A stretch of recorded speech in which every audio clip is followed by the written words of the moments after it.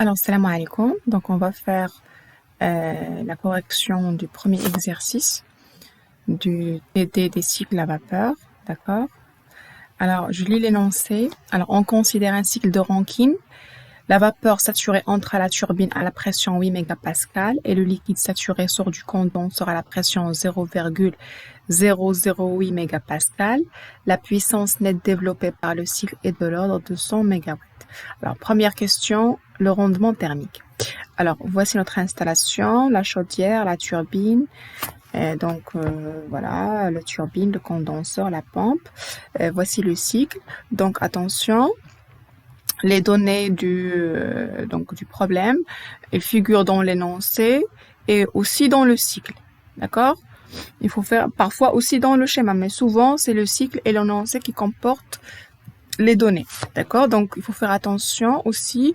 Parfois je donne des questions, soit dans l'examen ou autre. Donc il faut construire le cycle à partir de l'énoncé. Donc il faut s'exercer à faire ça. D'accord? Il faut bien lire l'énoncé et tracer et savoir comment tracer le cycle. D'accord? Mais sinon, pour cet exercice, c'est une donnée. Donc ça aussi, ça va vous aider pour résoudre donc l'exercice. Alors on commence par donc le rendement thermique. Donc première chose, le rendement thermique, on l'a déjà vu dans le cours. Ça représente la forme d'énergie qu'on souhaite avoir sur la forme d'énergie qu'on a dépensé pour l'avoir. D'accord? Donc le rendement thermique pour nous, pour cette installation, d'accord, de centrale thermique à vapeur. Donc la forme d'énergie qu'on désire avoir, c'est justement un travail. Donc j'ai ici à la sortie, j'ai la rotation de l'arbre de la turbine. D'accord, c'est un travail mécanique, ou bien aussi une puissance mécanique. C'est ça la forme d'énergie que je désire avoir. Et ce que j'ai dépensé au fait, j'ai dépensé, c'est une chaleur. On a brûlé du charbon, on a brûlé un combustible fossile, d'accord, pour donc au niveau de la chaudière, c'est ça ce qu'on a dépensé comme énergie pour avoir cette énergie mécanique, une chaleur ou bien une puissance calorifique. D'accord? Donc c'est ça la forme d'énergie qu'on a dépensée et c'est ça la forme d'énergie qu'on désire avoir. Donc finalement le rendement thermique, ça représente à quel point je suis arrivée à faire la conversion entre cette forme d'énergie en cette forme d'énergie. D'accord? Donc là je vais avoir au fait la puissance de la turbine, mais puisqu'elle est négative, je vais l'avoir en valeur absolue, sur, en fait, la puissance calorifique au niveau de la chaudière, consommée par la chaudière. Mais aussi, je ne dois pas oublier que la pompe aussi, elle consomme une certaine puissance qui est aussi mécanique, et donc je devrais la prendre en considération. D'accord? Donc, si je veux donc évaluer toute mon installation, je vais dire, voici ce que j'ai dépensé. J'ai dépensé QC et aussi j'ai dépensé ça. J'ai fait tourner ma pompe. Je lui ai donné un travail mécanique pour qu'elle puisse me donner ça. Le travail au niveau de la turbine, d'accord? Donc c'est parmi mes dépenses, il y a aussi ça. Donc je vais le prendre aussi en considération, d'accord? Donc voici ce que j'ai dépensé, voici ce que j'ai gagné. Ça représente ce que j'ai dépensé. Donc c'est ça le rendement thermique. Donc on a vu dans le cours que si je divise tout le monde sur un point, sur le débit qui parcourt mon installation, c'est un circuit fermé. Toute l'installation, c'est un circuit fermé. Donc si je divise tout le monde sur un point, donc on a vu ça dans le cours, on a appliqué le premier principe pour chaque volume de contrôle et on a trouvé que ça devient question d'enthalpie. Ça devient ça, c'est égal H sortie moins H entrée. Donc, c'est H2 moins H1 en valeur absolue. Ça, c'est H sortie moins H entrée, c'est H4 moins H3. D'accord. Sur ça, c'est... Donc, voici, donc pour connaître la sortie de l'entrée, donc on sait très bien, voici le sens. Attention. Toujours, c'est ça le sens. Donc ça, H sortie moins H entrée, c'est H1 moins H4 pour tout le monde. C'est ça le sens. Donc voici le rendement. D'accord? Donc, finalement, pour calculer le rendement, ben, il faut finalement définir l'enthalpie à chaque endroit. D'accord? H1, il faut connaître H1, H2, H3 et H4. Donc, c'est ça ce qu'on va faire. Donc, généralement, c'est la première question de l'examen, ou bien la deuxième question. Il faut donc trouver les enthalpies. Les enthalpies, il faut qu'elles soient justes. C'est sur quoi se base le reste de l'exercice. Il faut qu'elle soit juste. Il faut que la formule soit juste et il faut aussi que la valeur numérique soit juste. Attention, un ingénieur qui connaît uniquement les formules mais qui donne des valeurs qui se trompent dans les calculs, ben on n'est pas un bon ingénieur. D'accord? Il faut avoir aussi des valeurs numériques correctes. D'accord, donc on va commencer avec H1. Alors, donc pour décider de l'enthalpie à n'importe quel endroit de mon installation, il faut d'abord se poser la question, quelle est la nature de mon fluide? À l'état 1, d'accord, à ce moment-là, quel est l'état de mon fluide? Donc je vais revenir à l'énoncé. Alors, l'état 1, c'est à l'entrée de la turbine. Ici, on dit la vapeur saturée entre à la turbine à la pression 8 mégapascal. C'est clair ici, c'est la vapeur saturée et c'est clair aussi sur le cycle. Ça, c'est de la vapeur saturée. Donc, en guise de rappel, ça, c'est la cloche de saturation. À l'intérieur de la cloche, si jamais j'ai un point ici, par exemple le 2, j'ai l'état mélange saturé. Mon fluide, il est en partie liquide, en partie vapeur. C'est un mélange saturé. Sur la frontière droite de ma cloche, sur la ligne, par exemple le point 1, c'est de la vapeur saturée. Sur la frontière gauche, deuxième partie, la partie gauche de la lignée qui limite la cloche de saturation, j'ai le liquide saturé.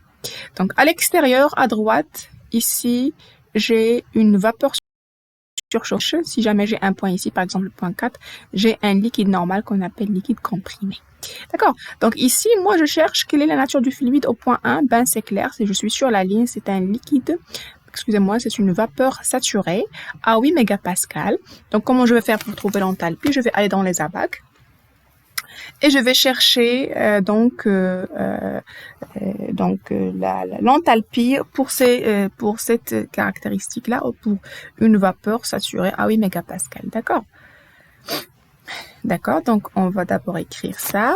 Donc la nature du fluide, c'est une vapeur saturée à 8 mégapascal. D'accord? Donc, je vais aller dans les ABAC pour chercher ça. 8 mégapascal, c'est au fait 80 bars. Il ne faut pas se tromper sur ça. Le S, je ne sais pas si ça comporte un S ou non, mais ça ne fait rien. En tout cas, méga, c'est 10 puissance 6. Les bars, c'est 10 puissance 5 pascal. Donc là, 8 mégapascal, c'est 80 bars. Il faut s'en souvenir. Très bien, donc on va y aller à la table de l'eau saturée. Donc là, Properties of Saturated Water. Donc c'est ça la table de l'eau saturée. Elle est hiérarchisée ici par température. Moi, je veux 80 bars. Et je cherche les 80 bars.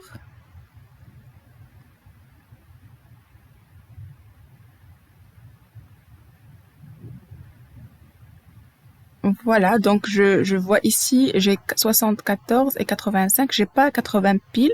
D'où l'intérêt de la table où c'est la même table, c'est la table de l'eau saturée, mais c'est hiérarchisé par pression. D'accord, donc je vais aller chercher les 80 bars. Là, voilà, je la trouve pile, virgule 0, donc ça tombe bien. Et donc, c'est ça la ligne que je vais utiliser. La ligne de 80 bars. Donc, moi, je vais aller chercher l'enthalpie du gaz. J'ai une vapeur saturée. Donc, c'est ça l'enthalpie, c'est en kilojoules par kilogramme. Voici la ligne du gaz. Voici donc l'enthalpie de la vapeur. D'accord? Donc, voilà, le croisement, ça donne ça. C'est ça la valeur que je cherche, 2758,0.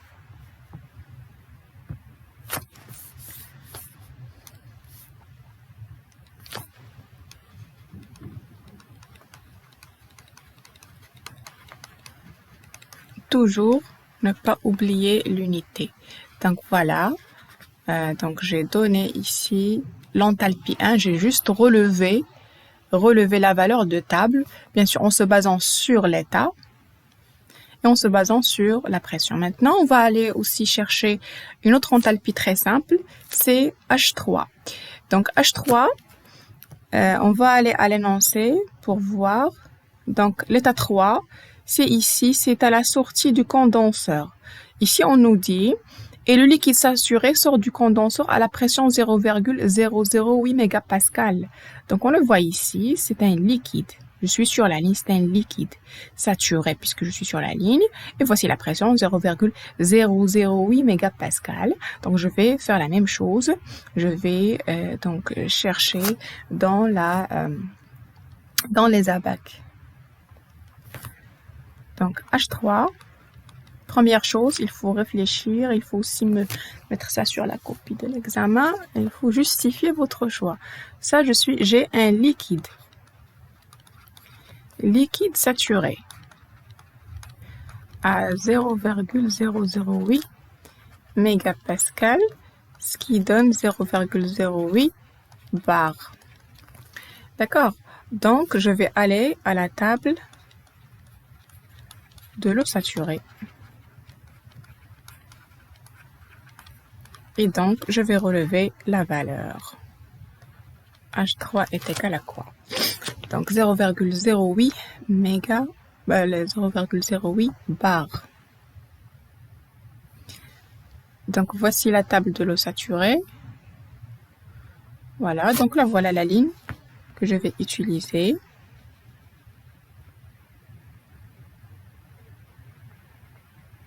« 0,08 bar, c'est la table de l'eau saturée. Et moi, qu'est-ce que je cherche? J'ai un liquide, je cherche l'enthalpie, et j'ai un liquide. Cette fois-ci, c'est pas un gaz, c'est pas un indice G, mais un indice F. C'est un liquide, donc c'est ça la valeur que je cherche. Faut pas se tromper, 173,88.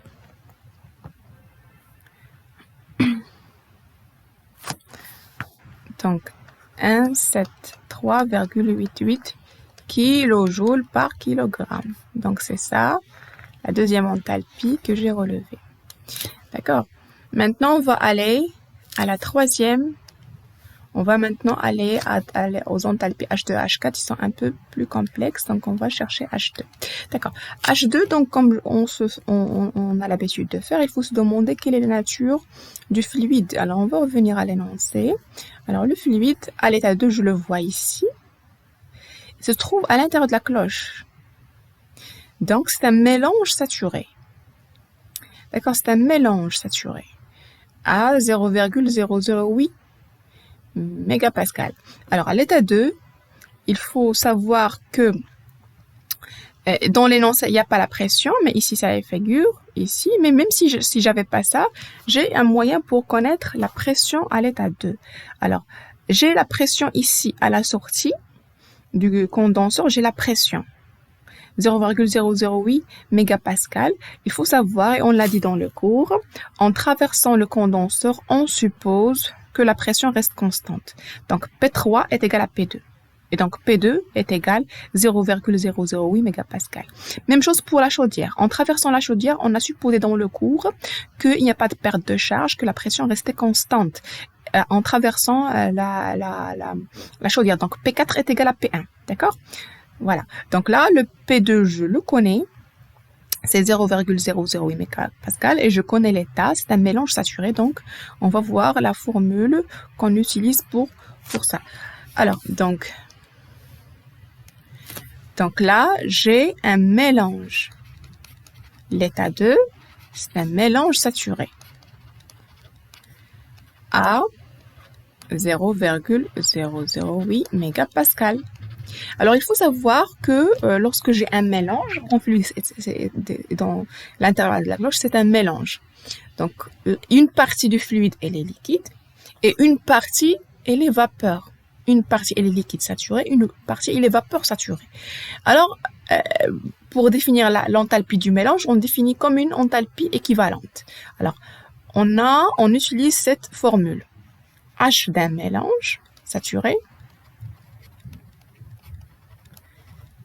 d'accord, est égal H de la partie liquide plus X H de la partie gaz moins H de la partie liquide.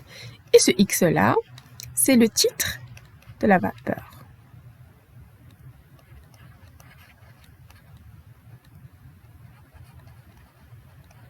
On l'appelle aussi la qualité de la vapeur. Alors, une fois que je vous dis, par exemple, à la sortie de la turbine, on a un fluide qui a une qualité telle ou telle, ou bien un titre tel ou tel, vous allez comprendre automatiquement que j'ai un mélange saturé. Donc, on ne parle de titre ou qualité que lorsque j'ai un mélange saturé. D'accord? Donc, j'ai ici, et voilà, donc H2, c'est la même chose. Donc, voilà, c'est H2, c'est puisque c'est un mélange saturé, ça va prendre cette forme-là. H2, donc, est égal HF plus X Hg moins Hf. D'accord. Donc, voilà, ce X-là, bon, le Hf, je peux le prendre. Donc, je sais qu'à la pression P2, c'est égal 0,008 mégapascal. Donc, je peux aller à la table et tirer Hf. Tirer aussi Hg, il n'y a pas de souci. Donc, je peux aller...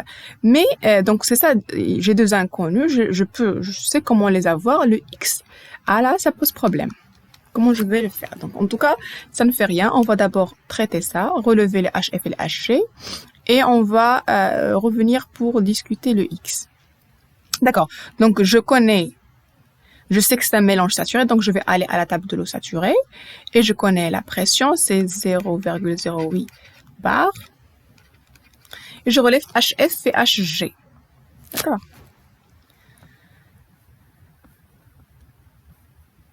Là, voilà, donc voici HF, 173,88.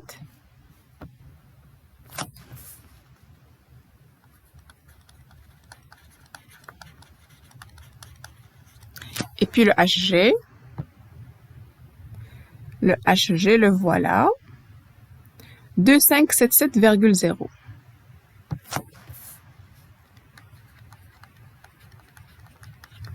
Kilojoules par kilogramme. Toujours donc prendre les précisions qui sont là dans la table.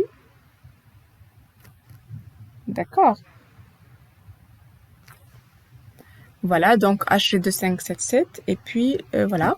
Maintenant, il nous faut le X. Alors là, il faut dire quelque chose, que cette formule-là, lorsque j'ai un mélange, saturé, on peut l'utiliser pour trouver l'enthalpie équivalente, H, du mélange. On peut l'utiliser aussi pour trouver le volume massique du mélange. Donc, le volume massique du mélange est égal au volume massique de la partie fluide plus X fois volume massique de G moins volume massique de F. Je peux aussi l'utiliser pour l'entropie. Je peux aussi l'utiliser pour l'énergie interne. D'accord? Donc là, elle est utilisée pour tous les paramètres du tableau. Cette même formule-là. Alors, donc c'est ça ce qu'on va utiliser. Donc le X, au fait, ça ne figure pas dans l'énoncé. Dans l'énoncé, il n'y a pas le titre en vapeur à l'état 2. Ça n'existe ni dans le texte, ni ici, ni ici.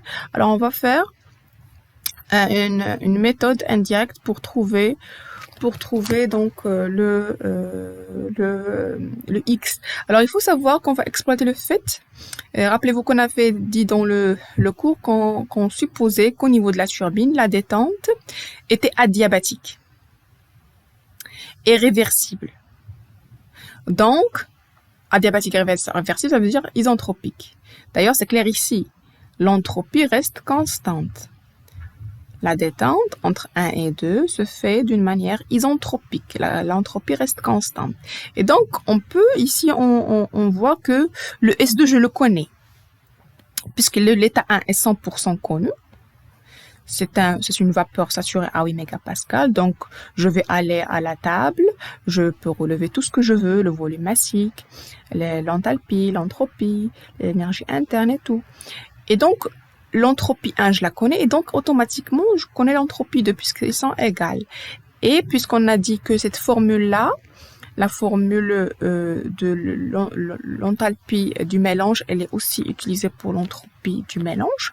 Donc, je peux remonter et trouver le X. Donc, c'est ça ce qu'on va faire. Donc, on va dire que S2, l'entropie du mélange saturé, est égale SF plus X, SG moins SF. Ça, c'est le même X partout. Je peux l'utiliser, comme je dis, pour le volume massique. D'accord?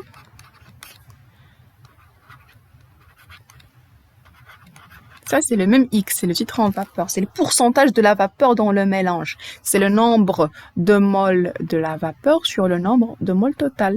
C'est aussi égal à la masse de la vapeur sur la masse du total du mélange. D'accord? Donc là, moi, je vais exploiter ça parce que je connais S2 et donc je peux aller tirer le X. Voilà, donc le X, moi, je suis en train de le chercher pour pouvoir calculer H2. Donc le X est égal S2 moins SF, voilà, sur SG moins SF. Voilà, donc là, il y a des choses à définir. Il faut définir S2, il faut définir SF, il faut définir SG. Tout ça, ce sont des inconnus qu'il faut définir. Alors, on va commencer avec SF et SG. Donc, SF et SG, ben, c'est pour ces deux-là, c'est l'état, je suis dans l'état 2. L'état 2, je sais que c'est un mélange saturé. Ben, pour tout le monde, c'est un mélange saturé. L'état 2, c'est ça, l'état 2. Ce sont des choses relatives à l'état 2. Je suis au point 2. Mélange saturé à 0,08 bar. Donc, je vais aller à la table du mélange saturé et relever SF et SG de cette ligne-là. Donc, voici 0,08 bar. Je vais donc utiliser ça. C'est ça SF et c'est ça SG. D'accord?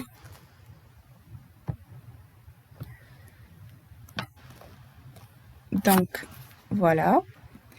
SG, c'est 8,2287 kJ par kilogramme Kelvin. Et SF, c'est 0,5926 kJ par kilogramme Kelvin. Donc là, je relevais de la table SF et SG facilement. Maintenant, le S2. Alors, le S2, au fait, il est égal à S1. Donc, il faut aller définir S1. Donc, on va aller à l'état 1 pour chercher le S1. Donc, l'état 1, au fait, c'est, on va voir l'état 1. L'état 1, le voilà. C'est une vapeur saturée à 8 mégapascales. D'accord? Donc, vapeur saturée à 8 mégapascales. Donc, il me faut son entropie. Quand je vais aller donc dans la table de l'eau saturée, chercher la ligne des 8 mégapascales. La voilà, 80 bars. Et chercher au fait la ligne de vapeur saturée. Donc ça, indice SG.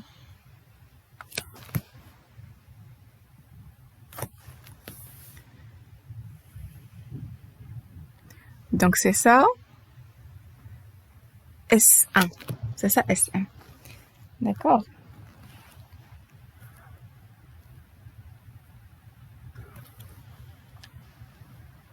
Alors S1, c'est 5,7432.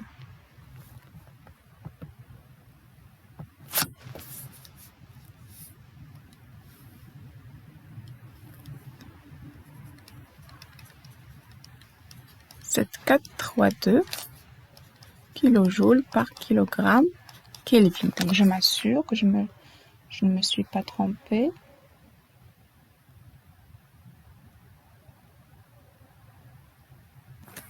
effectivement 7,432 kJ par kilogramme Kelvin. Donc là, c'est bon. Donc, pour définir le X, j'avais besoin de S2, SF et SG.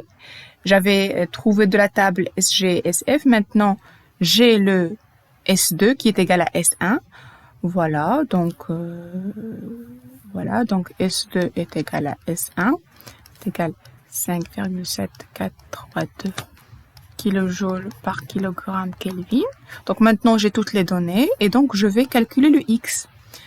Voilà, donc application numérique faite, je vais trouver un X qui est égal à 0,67450. Voilà. Donc là, au fait, s'il vous plaît, toujours prenez dans le titre, prenez 5 chiffres après la virgule pour avoir des résultats aussi corrects que possible. Ne prenez pas moins que 5 chiffres après la virgule dans vos applications. Pour l'enthalpie, si c'est en kilojoules, vous pouvez prendre 2-3 chiffres après la virgule. Mais pour le titre en vapeur, prenez 5 chiffres après la virgule. D'accord? Donc là, on a maintenant le X. Voilà, donc pour calculer le H2, il nous fallait le HF, le HG, on l'a déjà déterminé. Il nous fallait le X maintenant, on vient de le déterminer. Donc maintenant, c'est juste question de faire l'application numérique. Bien sûr, j'insiste sur le fait que l'application numérique devrait être correcte, d'accord? Les formules devraient être correctes. Il faut bien éclaircir la méthode que vous avez fait pour trouver les formules. Et puis aussi, l'application numérique, ça compte. Donc, je vais faire l'application numérique et on va trouver 1794,78444 kilojoules par kilogramme. D'accord? Donc là, on a déterminé H1, H2, H3. Pour le H4, on va le laisser pour la prochaine vidéo. D'accord? Allez, à tout à l'heure.